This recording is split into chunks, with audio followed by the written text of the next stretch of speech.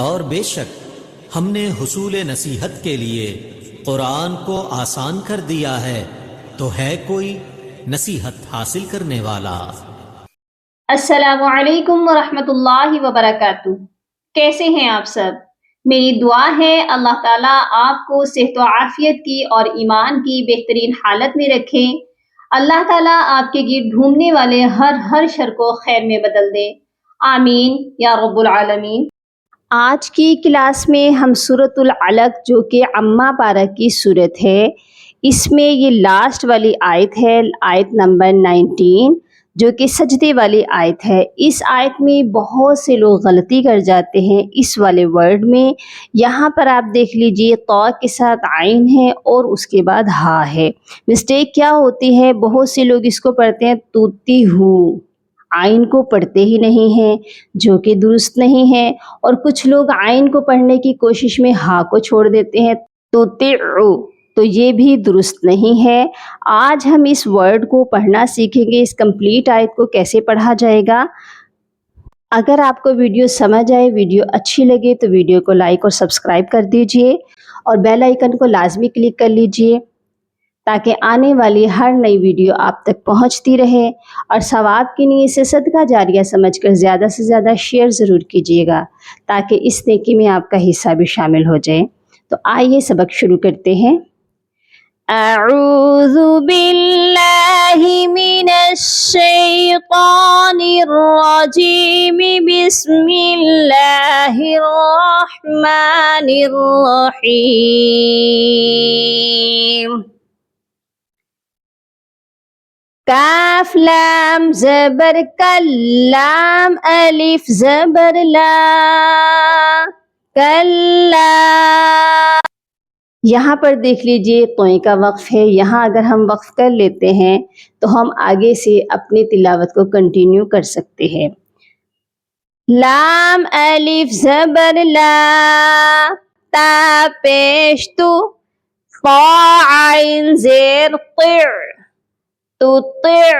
یہاں پر عین کی آواز بالکل کلیئر ہونی چاہیے، عین کی آواز حلق کے درمیان والے حصے سے آتی ہے۔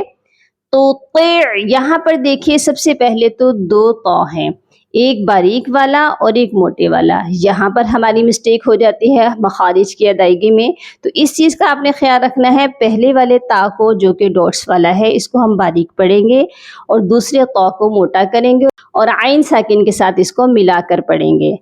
تو طع، تو طع، ٹھیک ہے۔ اس کے بعد ہے ہا پیش ہو، ہا کی آواز سینے سے آئے گی۔ یہاں پر دو حروف ہیں جو کہ حروف ہلکی ہیں، ایک عین اور ایک ہا۔ دو حروف ہلکی ایک ٹائم میں نکالنا تھوڑا مشکل ہوتا ہے، اس کی آپ کو پریکٹس زیادہ کرنی پڑے گی۔ لا تطعہ، ٹھیک ہے، کیسے پڑھا جائے گا؟ لا تطعہ۔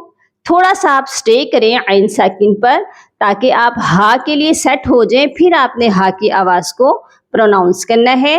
لا تطعہ۔ واو سین زبر غس، اب درمیان میں دیکھیے الف ہے جو کہ بالکل خالی ہے، یہ الف نہیں پڑھا جائے گا۔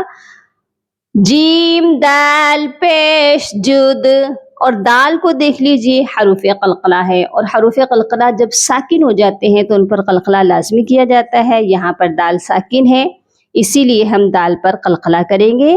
واسجد، واو قاف زبر وق، یہاں پر بھی ہم الف کو نہیں پڑھیں گے اور واو کو قاف کے ساتھ ملائیں گے، قاف بھی حروف قلقلہ ہے، یہاں پر بھی ہم آواز کو ڈبل کریں گے، یعنی کہ ہماری آواز میں تھوڑی وائبریشن ہونی چاہیے۔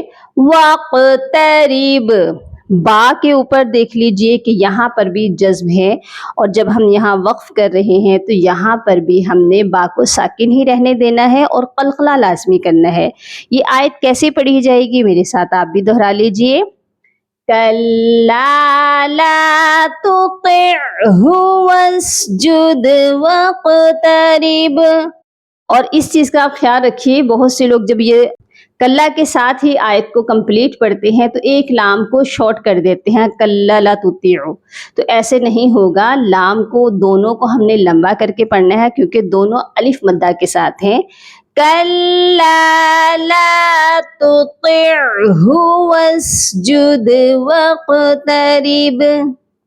امید ہے آپ کو آج کی ویڈیو بہت اچھے سے سمجھ آ چکی ہے، اپنی دعاؤں میں یاد رکھیے گا اور اپنا بہت سارا خیال رکھیے گا۔ فی امان اللہ۔ اللہم فقہنا فی الدین، اللہم بارک لنا فی اوقاتنا، سبحان ربک رب العزت عما یصفون، وسلام علی المرسلین، والحمد للہ رب العالمین۔